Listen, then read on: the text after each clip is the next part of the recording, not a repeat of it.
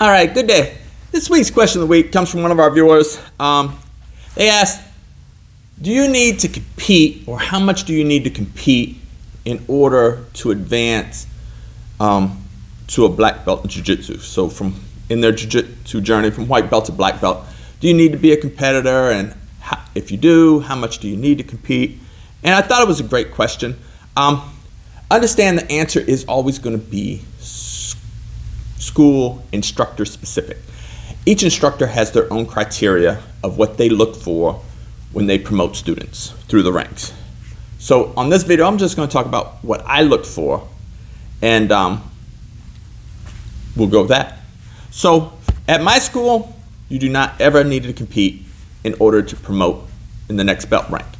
I encourage my students to compete if they desire to do so, and if they desire to compete, I will be on the sidelines coaching them, cheering for them wildly, and I want them to do the best they can, and I hope they have tremendous success if they choose to compete. Some people don't like to compete, and that's okay. You can still have a great jiu-jitsu journey and never step on the mat for any tournament to compete.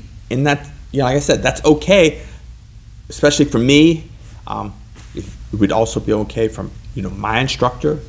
I've seen him promote people who are not competitors, and it's never been a requirement. But understand, you may be at some school with an instructor where that is a requirement, and just talk to your instructor about what the requirements are. Now, non-competitors, I think, are every bit as good as competitors in my eyes at my school. Like, I got a guy in here, and my students will all know exactly who he is, Professor Eduardo. And man, I've known Eduardo for at least 8 years. I met him, he came to me as a brown belt. We promoted him to black belt maybe 3 or 4 years ago. And I've never seen Eduardo compete in a tournament. I've rolled with him constantly here in class at the school.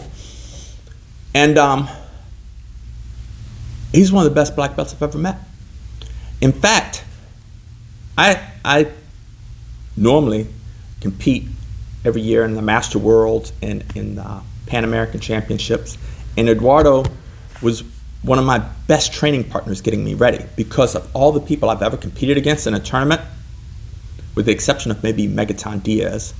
Eduardo was just as good or better than anybody I ever stepped on the mat to compete with.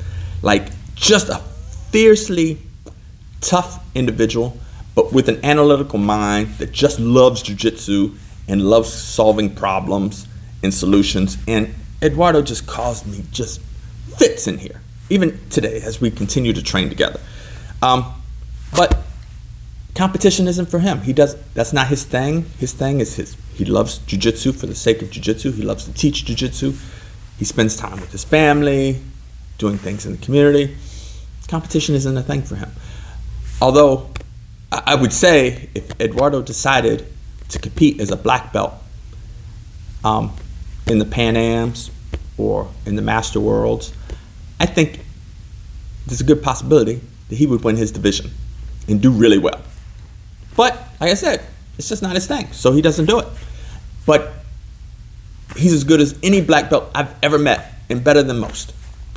So that's how I look at competition. Like, we put a lot of focus on competitors, but I've seen different statistics. Anywhere from only about like maybe 10 or 20% of the people in the jiu-jitsu community actually compete. Like, most people don't compete, and they just do jiu-jitsu for other reasons, and that's good, and it's okay. Like, it's like, of course, the most obvious reason is a lot of people do Brazilian jiu-jitsu for self-defense, and it's a great tool to have in self-defense, is the ability to fight on the ground, joint manipulation, do throws, takedowns. Yeah, it's very beneficial. And jiu-jitsu is also very beneficial for the individuals that like to do sport competition. Like, we have a lot of competitions going on across the country. I think today here in San Antonio, the IBJJF San Antonio Open is going on. So if you're into sports, that's, you can still compete and do your thing and, enjoy the thrill of competition. And there's a lot of people that really enjoy that. And I'm one of them, at 57, I still like to step on the mats from time to time to compete, just to say, hey, I may be an old lion, but I'm still out here roaring.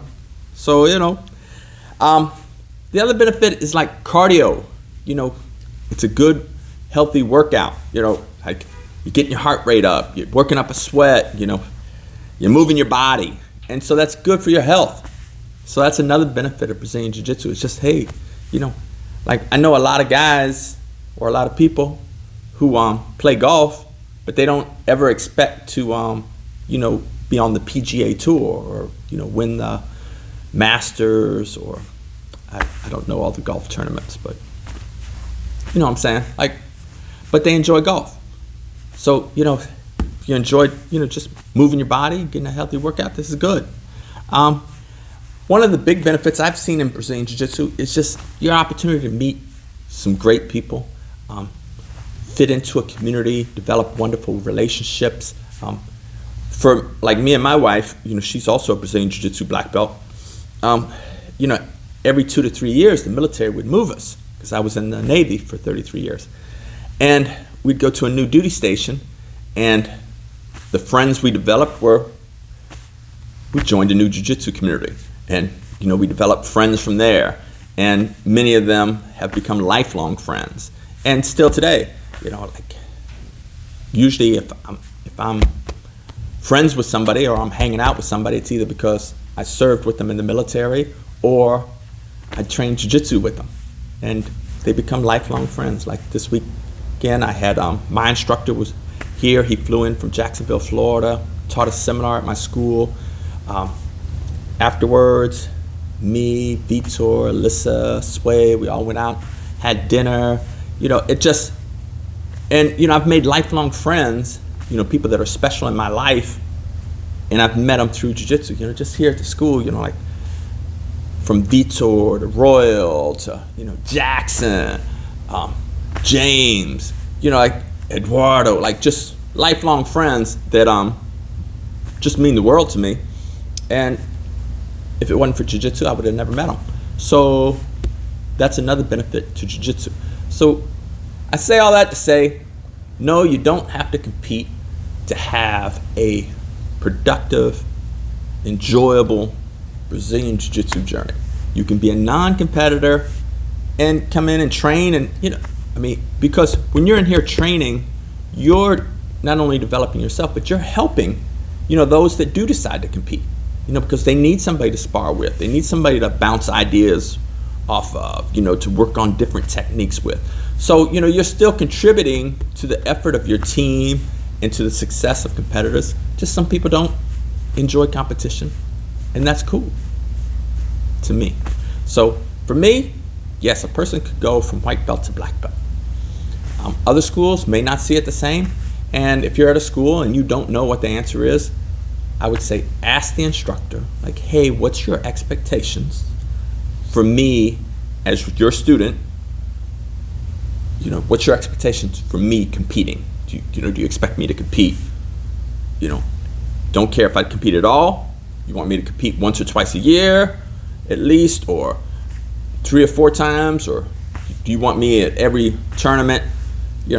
What's your expectation? And then you just go from there. All right, that's the answer to this question of the week. Got a question for next week? Feel free to fire below, or just when you see me, shoot me your question. Till next week. Ciao.